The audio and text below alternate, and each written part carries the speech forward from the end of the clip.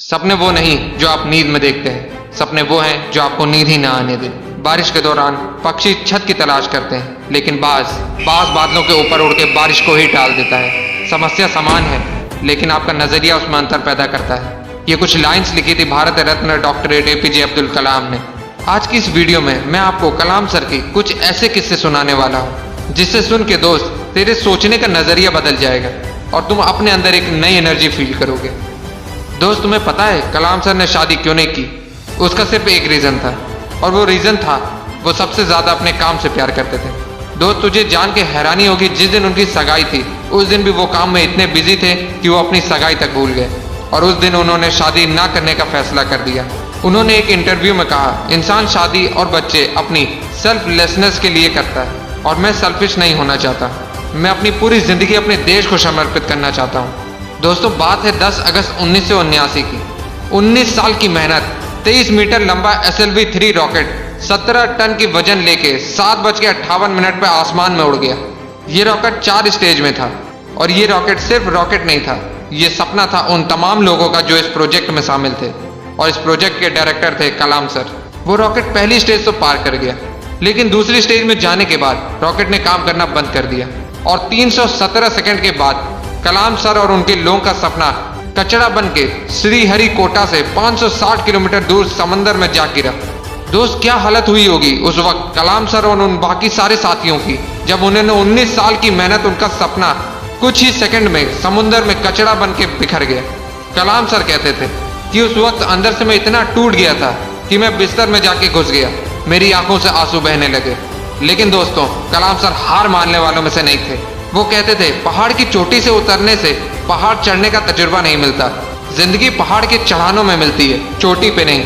कलाम sir भी इसी तरह एक एक कदम आगे बढ़ते रहे। और दोस्तों, एक साल के बाद 18 जुलाई 1980 सुबह 8:03 पे हिंदुस्तान का पहला सैटेलाइट रोहिणी अंतरिक्ष की ओर निकल पड़ा, और अगले 2 मिनट के अंदर रोहिणी सैटेलाइट अंतरिक्ष में था।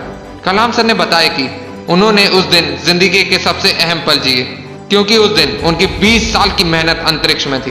दोस्त, उस दिन हमारा देश उन चंद मुल्कों में शामिल हो गया जिसके पास सैटेलाइट लॉन्च करने की ताकत थी।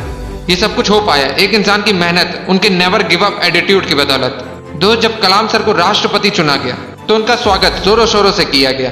राष्ट्रपति भवन को बहुत ही खूबसूरत तरीके से सजाया गया, लेकिन ये बहुत कम लोग जानते हैं कि जब कलाम सर वहां पहुंचे तो वो बस 2 सूटकेस लेके वहां पहुंचे। एक सूटकेस में कपड़े और दूसरे सूटकेस में किताबें। इसे कहते हैं किताबों से प्यार। अगर इस वीडियो को कोई स्टूडेंट देख रहा है तो ये बात समझो कि जितना आप किताबों से प्यार करोगे, उतना वो किताबें आपको बड़ा बनाती चली जाएंगी। ये किताबें ही थी जिन्होंने कलाम सर को इतना बड़ा बना दिया। दोस्त, मैंने कुछ लाइन पढ़ी थी जो कलाम सर के लिए लिखी गई है। था बंदा इस्लाम का, पर वो कभी नहीं ऐठा करता था, जब भी चाहा संतों के चरणों में बैठा करता था।